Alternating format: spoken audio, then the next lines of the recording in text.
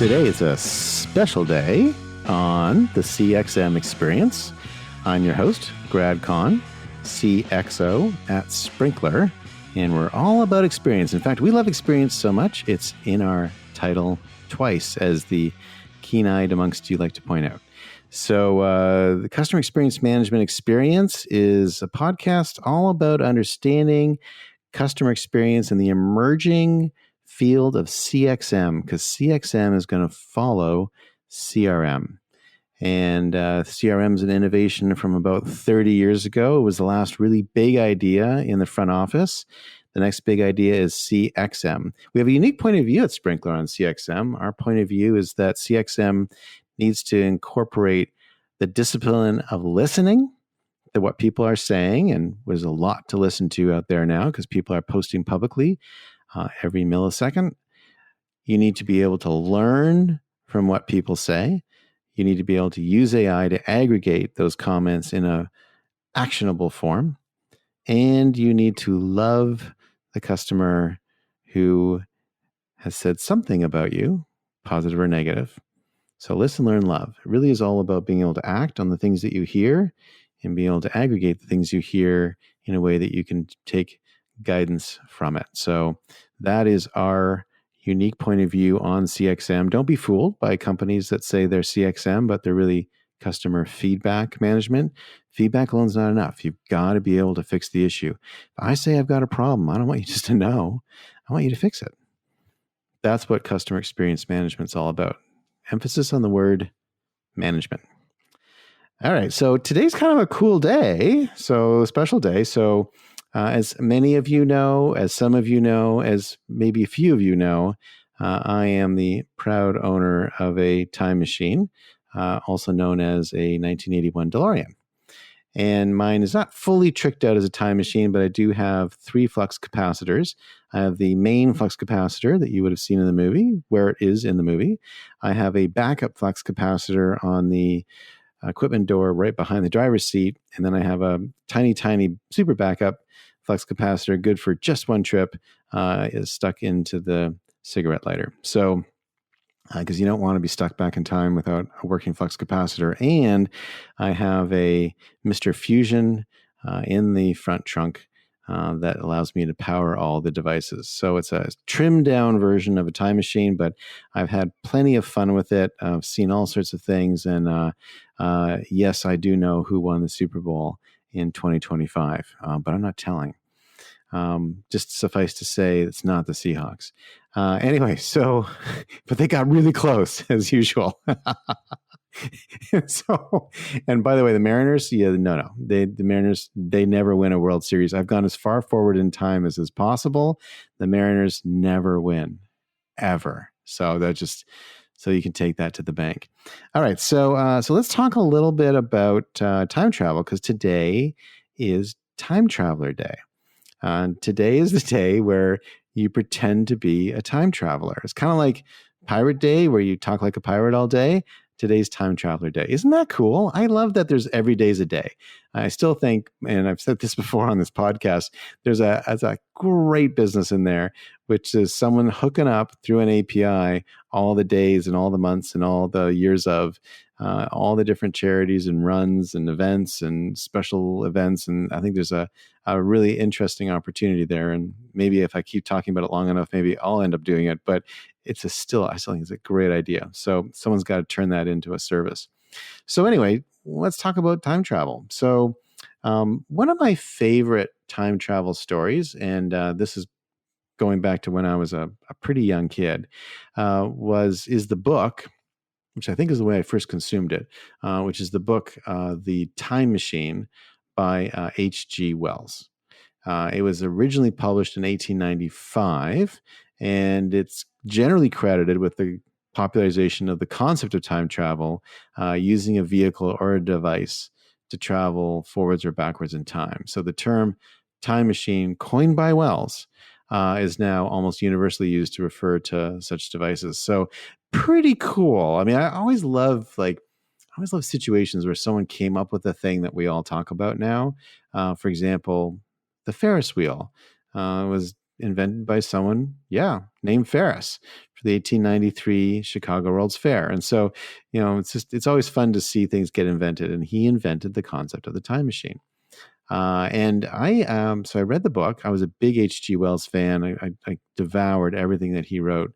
And then it was made into a movie a couple times. There have been radio broadcasts as well. But the movie that I think is sort of famous, and so sort of the one that I've seen and loved the most, is a 1960 film.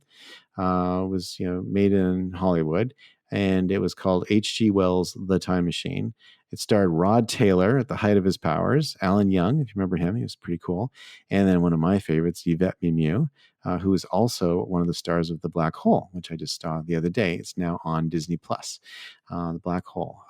Great movie. It was produced and directed by George Pal, who also did the original H.G. Wells' The War of the Worlds film in 1953, and it won an Academy Award for special effects. So great movie. And there's a scene in it, actually. You have to kind of get the uncut version. So in the unedited version, there's this great scene where Rod Taylor is watching the year turn over, the century turn over.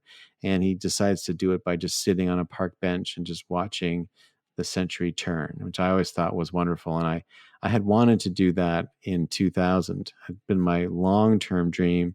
But with Y2K and everything, it seemed more practical and responsible to be at home with the family with, guns and candles, but, everything was fine. So anyway, then also Rod Taylor has this awesome outfit. Just like fantastic suits. These great knit suits with matching capes. And I think if I ever move to London, I'm going to get my whole wardrobe made like that and just walk around the streets in a matching cape and suit. It's like a cape and a suit jacket and a vest, and a shirt and pants, all matching in some tartan pattern. It's fantastic. So anyway, why am I talking about time travel and time machines? Well, I just want to do like a little quick thought exercise. I'm going to have just a bit of fun with this for just a second, which is, what would it be like if someone time traveled in the marketing world? And I think the thing that would be more interesting would be, what would happen if the H.G. Wells time machine story was true? What if Rod Taylor, or his little doppelganger from the book, what if he came forward in time? What would he think about the world we have today? And there's three observations I'll make, and they're all related to a customer experience, which is, I think the first thing that he would be amazed by is the anonymity of the shopping experience. He would come from a world where people were talking to their local clerks and shop owners and shopkeepers and butchers and etc. And they had, a one-on-one relationship with these people. And you'd go in, they would know the cut of meat you liked, or they would know the kind of bread that you normally got, and they would have it set aside for you. Maybe you'd have a chit or a bill that was kind of ongoing that you kind of clear up once a month. They'd greet you by name. They'd be happy to see you. You'd talk about the weather. You'd talk about the neighbors, and then you would go on your way. I think you'd be shocked at the anonymity of the shopping experience. And then he would try Zappos. And the Zappos person would spend a bunch of time on the phone with him, getting to know him. And he would say, aha, Zappos has still got the shopkeeper attitude. But I would say that most of the time, we don't. And I think that's a big miss. I think there was something about what we do with commerce that's a very human action that, to a certain extent, everything we do in modern life is somewhat voluntary. Like, we don't really need any of this stuff. Like, we could all just, live in huts on the shore and pick bananas. And we don't really need this stuff that we have, right? Now, I'm glad we have it, so I'm not complaining. I'm not suggesting we live on the shore, but why do we have it? And I think that commerce, shopkeeping, retail, etc., is an expression of the social fabric of humanity. And in this expression of the social fabric, we essentially make and sell things to each other in an effort to connect with each other. So when we're selling and making things for each other and not connecting socially, we're missing part of the contract. And it's interesting how over and over again, brands prove and show that when they add the social component into the shopping experience, that personal connection, that people flock to them. What's surprising or interesting to me is how infrequently companies do that. So what else would our time traveler find? I think that our time traveler would be duly impressed by the variety of payment methods we have. Of course, credit cards. Credit existed, but credit cards and the sort of Apple Pay and pay with swiping and Bitcoin and all these different transactions and currency types we have would be somewhat unknown, and they were lived in a cash world. So I think that would be really cool. Maybe a little hard to understand, and be a little hard to understand how to set up all those transactions. It would take a little bit of education. Think about it. Imagine educating someone on our banking system from scratch that they've never actually experienced before. It'd be quite interesting. And then I think the third thing, which I think would be very interesting, would be the entertainment experience. And the entertainment experience, again, from the time that this traveler would have come, late 1800s, was very much a social experience. Theater was dominant. Theater was the way everyone saw everything. And there's a lot of entertainment in shops and cafes and restaurants and street corners. It was like entertainment was all around you, but it was a very social experience. And the idea that you would sit down in front of a glass screen and had entertainment delivered to you somewhat anonymously is, I think, also surprising. And then he would discover Netflix and say, aha, Netflix knows what I want. Netflix can sense what I'm looking for. Netflix has got an understanding of the experience that I'm looking for and the social connection I need. I want you to know my needs and interests and be able to address them. And yet, shockingly, most entertainment doesn't follow the Netflix model, and most of it is still reasonably anonymous. And I think you'd find that surprising. So those would be my little time traveler observations from today, which is Time Traveler Day.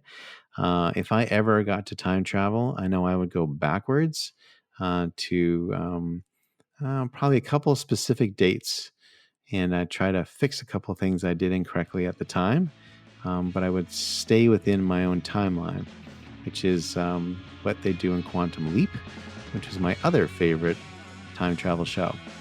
And with that, we will move back to the present and stay here, feet firmly planted in the 21st century for the CXM experience. I'm Grad Conn, and I'll see you maybe next time.